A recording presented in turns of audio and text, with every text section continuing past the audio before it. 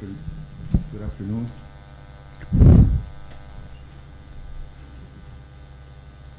Good afternoon. Today is Monday, October the 14th. It's 12 noon, and we're at the RGCCISD Family and Community Engagement Center. I'm going to call this meeting to order. I'm going to do roll call. Dr. B. Present. Mrs. Lopez. Mr. Garcia. Present. Mr. Castillo. Present. Mr. Villarreal. Present. Mr. Ramirez. Present. And I'm present as well. We do have a quorum.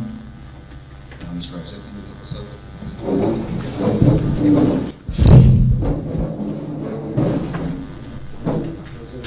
To the flag of the United States of America and to the republic for which it stands, one nation, under God, indivisible, with liberty and justice for all.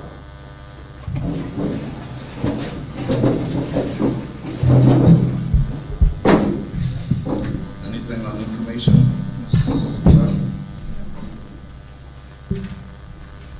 Item number 1, discussion, consideration, and possible action on termination of legal services of Baltasar Salazar, attorney at law, PLLC, as legal counsel for RGCCISD. Do we have a motion? I so move. We have a motion by Mrs. Lopez. Do we have a second? I second the motion. Any discussion? Yes, sir. I have some discussion. 3 minutes. First of all, let me just say that Mr. Baltasar Salazar, one thing we did not, I was leery of him at the beginning, but I've come to understand that he has called it both ways. He has stopped me when I wanted to talk about executive session items. He's called it the way it is. In me saying that, I would say that you all hired Baltasar Salazar. You knew how much he was charging, and all of a sudden now he charges too much. The fact of the matter is 137 hours ago, he was okay. Now he isn't. The question is why? Well, some people say because he's too expensive. Well, I tell people, I don't think he's too expensive. He told us he was going to save us money by combining a lot of the legal fees. Another thing is he's too expensive, but yet we have an employee in our school district that's getting $50,000+, got a raise of $1,000, is not even working for us. You say he's too expensive, and we have Hilda, Gocha, Gil, and Margil making millions of dollars in construction lawsuits, and Balta's too expensive. And not only that, then you have you turn around and you hire Margil to go out there and fight for a police station that was owned by the U.S. government, spend tens of thousands of dollars, and then hire Hilda to run elections to the tune of $80,000 to $100,000, and you say Baltasar is too expensive. You know, I'd be honest with you, I was not his fan, but he calls it both ways. And I'll be frank with you, I think he does a pretty good job. The fact of the matter is, he says the truth. And the problem is, I don't think people can handle the truth. Either way, at the end of the day, the problem we have today is, I'll be frank with you, the problem we have today is that we want to create motivation for our kids, for our teachers, but you know what? We have an RGCCISD circus here. It starts here, but we have a circus here. And until we're willing to correct that, it ain't gonna happen. And the last thing I wanna say, and I tell everybody, we have a circus with a lot of its here. Its. But to all the fans, to all the employees, and to all the parents, I only have one last thing to say. Winter's coming, and it's coming quickly. We have a motion by Mrs. Lopez. Mr. Salazar, give him the opportunity to speak. If I may, Mr. President, with your permission. You gave opportunities last time, give him the opportunity to defend himself. Do you want to give him the floor? Yes, I want to give him the floor. Thank you, sir. First of all, I do want to thank the board for giving me this opportunity. I want to thank the faculty and staff. I want to tell the board you have great faculty and staff. You have great people that work in your offices. If they didn't work, regardless of what the board does, they have been able to keep this district as a B rated school. So I want to thank them. I want to thank them for the opportunity. I want the taxpayers to know, the residents of Field out in the city, regardless whether they keep me or not, I want you to know that my goals for this school district were the same. Stability, maturity, financial transparency. See, I've got a license that I could lose if I'm not transparent. So I have a fiduciary duty to every single taxpayer, the one that pays $20 a month, that pays $2,000 a month.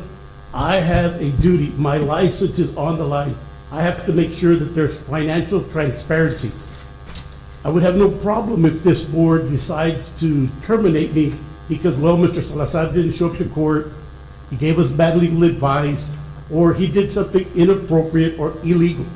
If I do those, I have no problem with this board sending me home. I've been hired and fired before, and as the people say, it's nothing personal. For me, it's personal because my license is on the line. I do have a problem if I am terminated because I'm telling the truth. And I can assure every single taxpayer and every single board member here, including the superintendent, that I have been transparent and I have been honest with this board.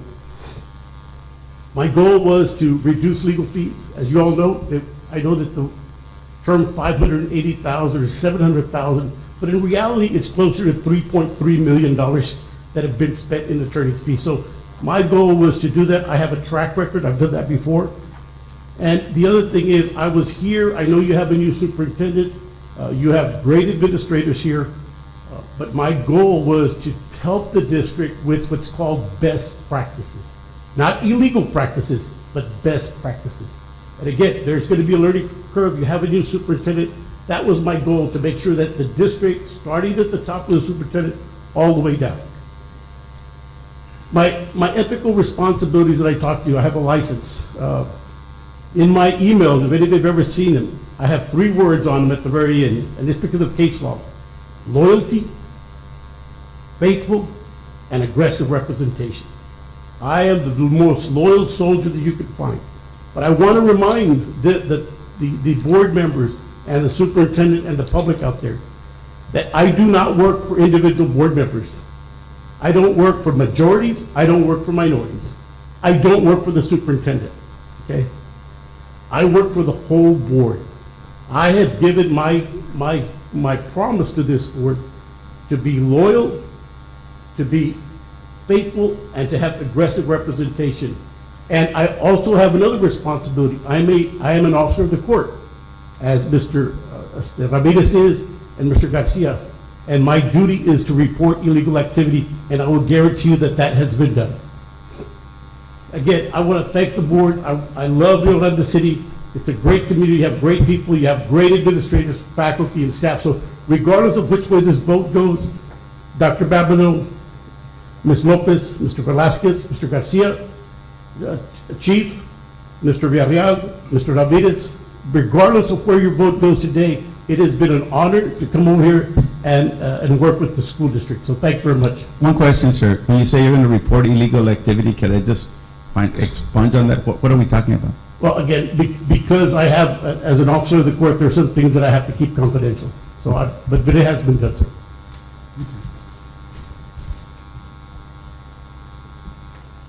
We have a motion by Mr. Lopez, second by me. All in favor, raise your right hand. All opposed, raise your left hand. Motion carries 4-3. Item number 2, discussion, consideration, and possible action on naming a new court attorney. Do we have a motion on item number 2? At this time, I move that we name Mr. Rene Montalvo as our new legal counsel, with the condition that he meet with our board president, our superintendent, and our CFO to find our third degree. And also to be relayed as information to our board members. We have a motion by Mr. Garcia. Do we have a second? Second. Second by Dr. B. All in favor, raise. Discussion, sir? Okay. My question is simply put, I know that Mr. Montalvo is the attorney, correct me if I'm wrong, for the appraisal district. I don't understand how a person, we deal with the appraisal district in many forms and facets.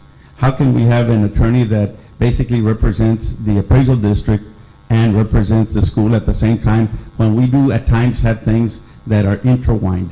In other words, is he going to be the attorney for the school, or is he going to be the attorney for the appraisal district? So my question is simply put, we're getting an attorney that is at the appraisal district, which we deal with many a time. So how do you handle that?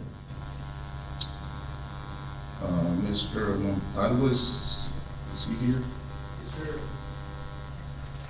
Can you step forward, sir, please?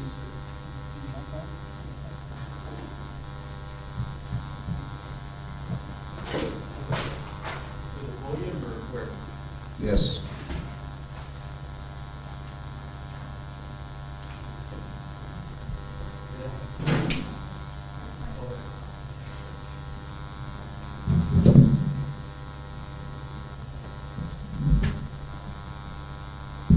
I heard the question.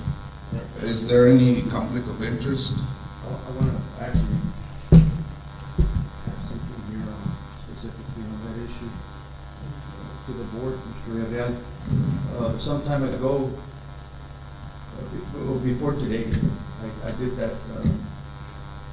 that review, and that research concerning that very precise concern of yours that you just expressed.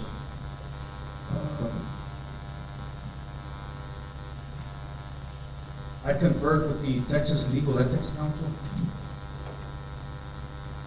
concerning this very issue. There is no conflict.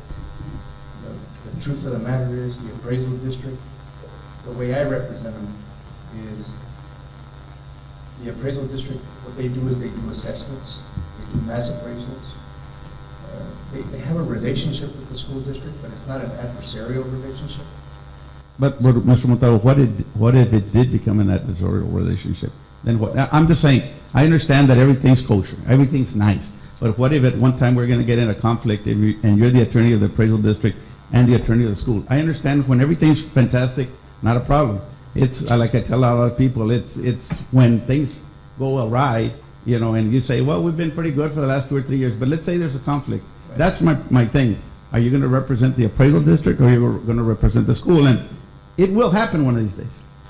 And the truth of the matter is, the mass appraisals and assessments that are made by the appraisal district are for property owners that pay taxes. The school district does not pay taxes. I understand, sir, Anything.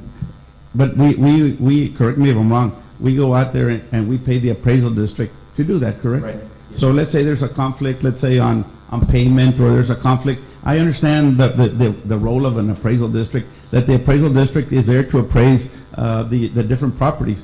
But who pays the appraisal district? The school district. Who pays the appraisal district? The county of Star. Who pays the school district? The different entities. So let's say we do have a conflict let's say in payment or things of that nature. Right. How would we handle that? If you have an issue concerning the proportionate responsibility of every taxing entity to contribute to the overhead for the appraisal district, who serves numerous taxing entities, then what you do is you take it directly to the board of directors. But that calculation, that percentage is agreed upon. It's established. So you don't think in any stretch of the imagination there could ever be a conflict between the appraisal district and, let's say, a taxing entity? The Texas Legal Ethics Center and University of Houston Law Center, Oakland Law Library Center for Ethics says there isn't one.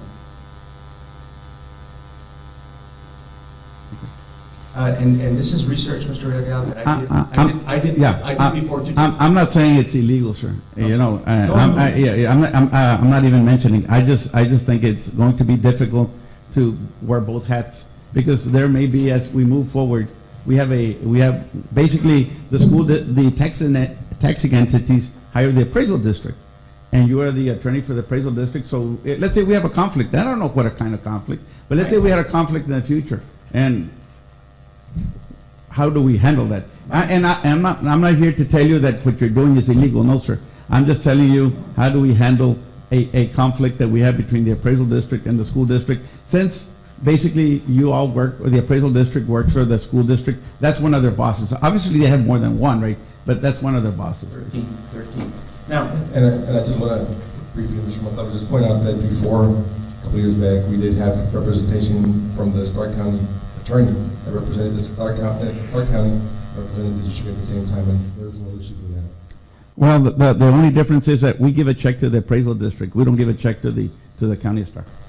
Isn't the Stark County attorney was in our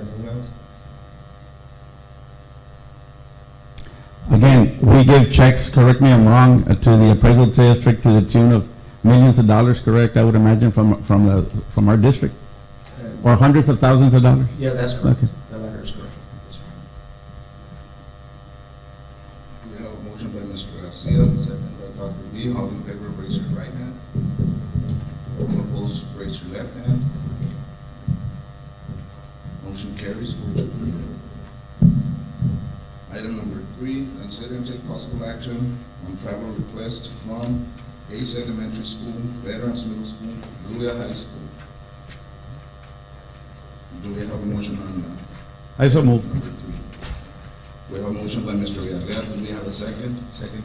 Second by Mr. Castillo. All in favor, raise your right hand. Motion carries. Item number 4, consider and take possible action on resolution to nominate board candidates to the Stark County Appraisal District Board of Directors for 2020 and 2021. I move that we nominate Mr. Azar Velasquez and his Dr. Academy. We have a motion by Mr. Garcia. Do we have a second? Second by Mrs. Lopez. All in favor, raise your right hand. All opposed, raise your left hand. Motion carries 4-3. Item number 5, consider and take possible action on requisition $5,000 and over in a 12-month aggregate. Do we have a motion on item number 5?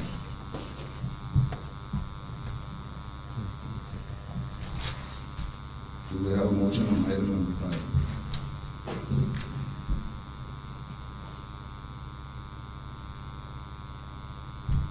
I move that we approve item number 5 as presented at our board packet. Well, There was an addition. Yes, sir. And I move to approve the addition as well. We have a motion on item number 5. Do we have a second? Do we have a second on item number 5? Motion dies. Item number 6, consider and take possible action on TASB localized update 113 affecting policies. Mr. Board President, members of the board, attached on item number 6 is your local update 113. Are there any questions on those policies? Has any local council reviewed them? Not local councils. I would make a motion that we approve item 6 as presented with the caveat that local council basically looks at these items and says they're okay. We have a motion by Mr. Villarreal. Do we have a second? Second. Second by Mr. Ramirez. All in favor, raise your right hand. Motion carries. Item number 7, consider and take possible action on amendment of policy EED. Do we have a motion on item number 7? I move that we approve item 7 as presented in our board packet. We have a motion by Mr. Garcia. Do we have a second? Second. Second by Dr. B. What is this policy? Yeah, what is this policy about, could I ask?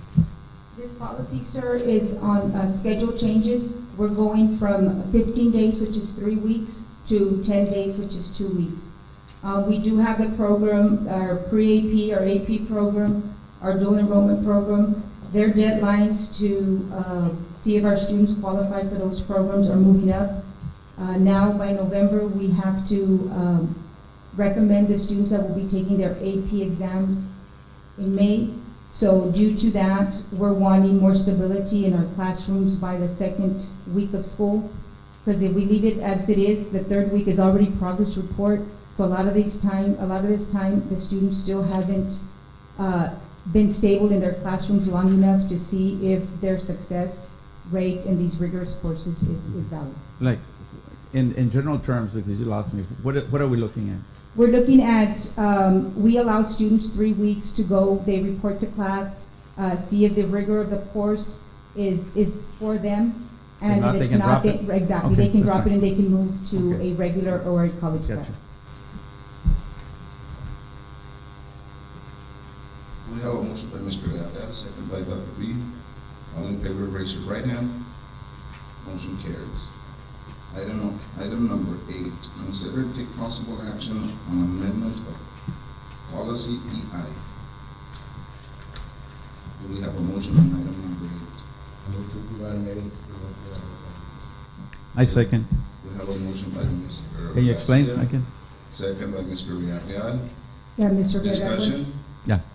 Yeah, this policy is, right now, we currently have, if students make a grade of a 65 to a 69 first semester, and it averages out with the grade second semester, the kids are still awarded credit.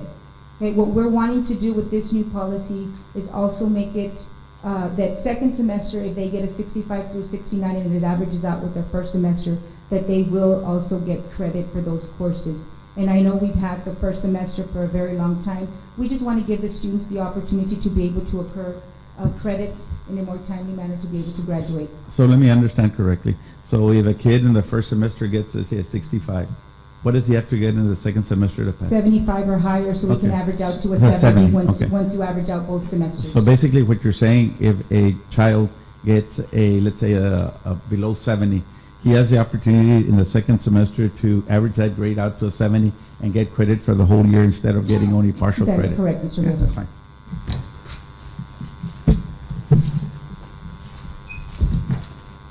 We have a motion by Mr. Garcia, second by Mr. Villarreal. All in favor, raise your right hand. Motion carries.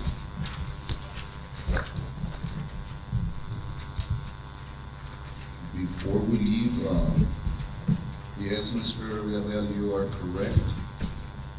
We did have a circus last board meeting, and I think that we have embarrassed RGCCISD to the max. So, hopefully, we can start working together, every single one of us. I said it once, and I'm gonna say it again. There's no more Team Hope, there's no more Team Kids Choice. This is the team. Dr. B, great asset to our community. Mrs. Lopez, great educator of her life. Mr. Ramirez and Mr. Garcia, well-educated individuals. Mr. Villarreal, great experience, the most experienced board member that we have. We have a lot to learn from you, sir.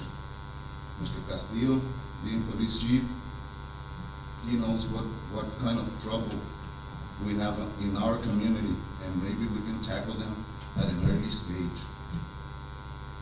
So all I ask of all of you to work together. Let's work together. I said it once, for them, the kids, and our community. Section number 4, motion to adjourn. So moved. We have a motion by Dr. B, second. second by Mr. Garcia. All in favor, raise your right hand.